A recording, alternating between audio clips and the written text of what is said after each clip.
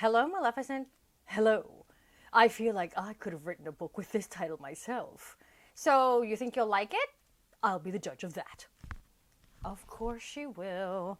All right, seriously, Cinderella is so annoying. The story of Cinderella as told by the Wicked Stepmother.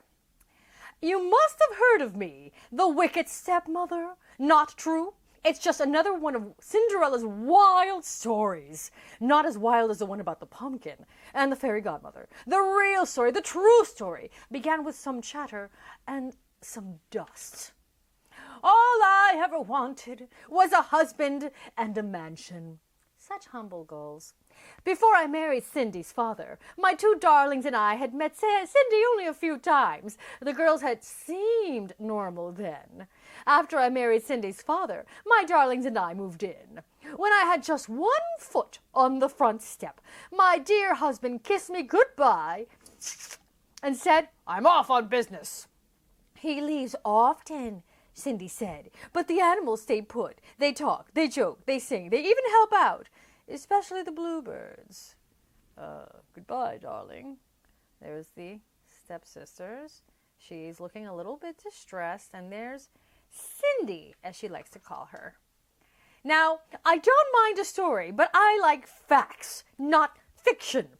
Soon the girl was talking all kinds of hokey-pokey. "Once upon a time," Cindy said, "one of the bluebirds became blue. Not the color, the feeling. His friends had flown south." Well, my darlings and I were stuck near the front door. I just wanted to put away my bags, and that's when I saw it. Dust. "Dear, is this whole house this dusty?" I asked. "I don't know," Cindy said. "I'll give you a tour." In the dining room, Cindy told stories. In the study, Cindy told stories. Non-stop. "Girls," I said, "time to get to work. This place needs a good cleaning." "Once upon a time when I was cleaning," Cindy started. Oh boy.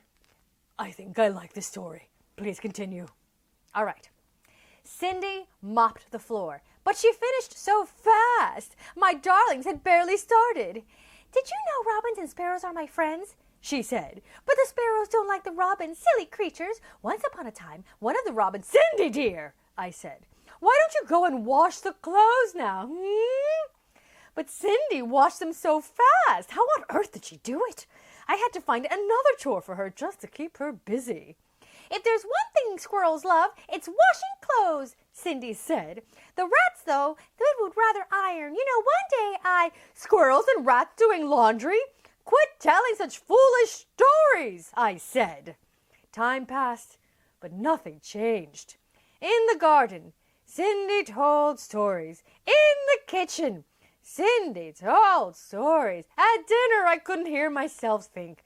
"Dear, please," I said, "stop talking." But Cindy didn't stop. One day, a letter arrived. It was an invitation to the king's ball. The prince would surely fall in love with one of my darlings. Then they would marry, live in a beautiful castle, and one day be king and queen of all the land. "Oh, stepmother, I have to go too," said Cindy. "Once upon a time, a girl and a prince," and then, just like that, Cindy lost her voice. Imagine! It had to be from all that storytelling. Well, what could I do? I told Cindy she had to stay home for her health. She cried, of course. But a ball was no place for a sick girl. She needed rest. Sometimes it's so hard being a stepmother. And there they go. And there's Cindy with her animal friends with whom she speaks, including the spider. At the ball, my darlings twirled. They whirled. But then some strange girl walked in. Her gown was magnificent. I couldn't take my eyes off of it. I wondered how much it cost and if my seamstress could copy it for me. The prince and the girl danced and pranced. My poor darlings were left princeless. A few days later, the prince made an announcement. A glass slipper had been left at the castle. The prince would marry the girl whose foot it fit. Our big chance. After visiting every other mansion in the neighborhood, the prince's valet arrived at our door. Me, said one of my darlings. No, me, said the other.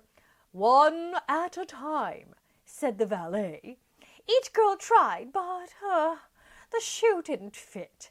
Then Cindy pushed out a whisper. Please, let me try. The shoe fit! Cindy pulled the match out of her pocket. What? My darlings cried. Cindy pushed out another whisper. She said something about a pumpkin coach and mice that turned into horses. She even added a fairy godmother. Please, there's no such thing.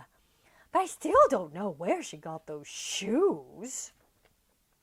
Oh, a few days later, Prince married Cindy. Poor man.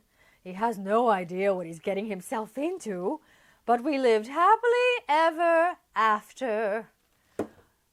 Oh, my goodness. At last, a KidTime StoryTime that I could love.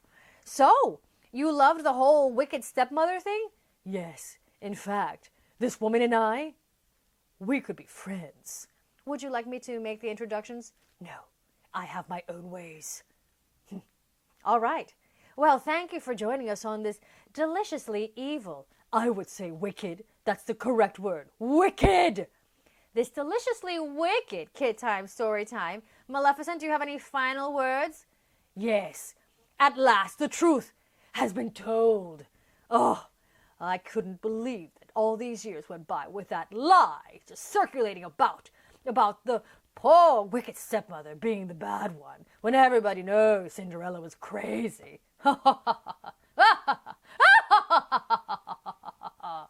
That's all I have to say. All right. Well, thank you for joining us on... What? You know what?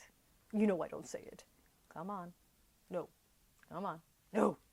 One time. Fine. KidTime, StoryTime, blah, blah, blah.